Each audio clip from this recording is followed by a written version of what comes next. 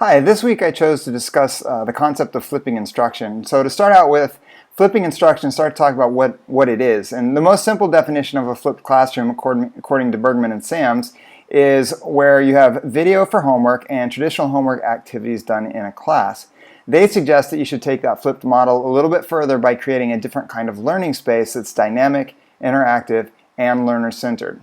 So it's not about a teacher recording some lectures and then taking the next few years off and just assigning homework in class.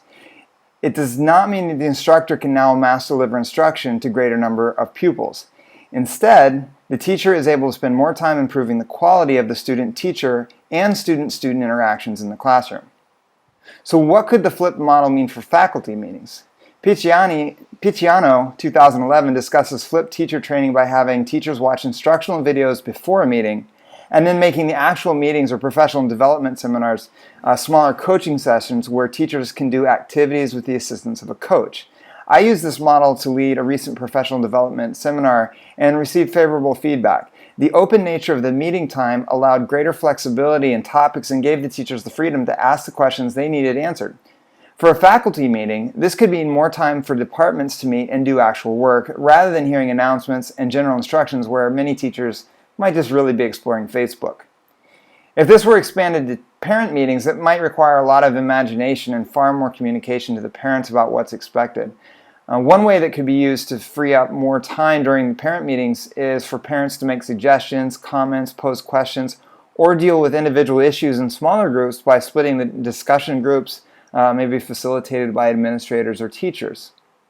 As I think about a biblical precedent, I think about Paul's intent with his letters to the Corinthians, specifically in 2 Corinthians 13. His letters were more about correcting their misconduct, but he also said that by sending instruction ahead of his arrival, he encouraged unity among them. And so when meeting in person, he wanted to deepen the relationship that he had with them. So according to Bergman and Sams 2012, a major goal of flipping is aid in personalization. In terms of students, this means having content available when they need it and differentiating learning activities for students. It's largely about taking the attention off the teacher and redirecting it onto the student. So when I think about the idea of flipping parent communication, this should be designed in a way to aid in personalization in the communication so that the face-to-face meetings can be more interactive. First of all, it's tempting to think of flipped instruction as a way to reduce the workload, but the workload isn't reduced for the teacher, and in many ways it's increased. Rather than reciting a canned lecture, the teacher spends the entire class period circulating the room, guiding student learning activities, and assessing each individual learner.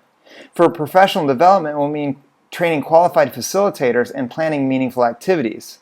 For parent communication, it will mean finding ways to increase the number and quality of personal interactions. A major intent of the flipped model is to increase interactions and improve relationships.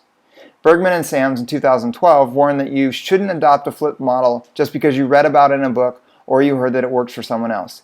You should think about what your goals are and carefully consider how this model can meet your goals.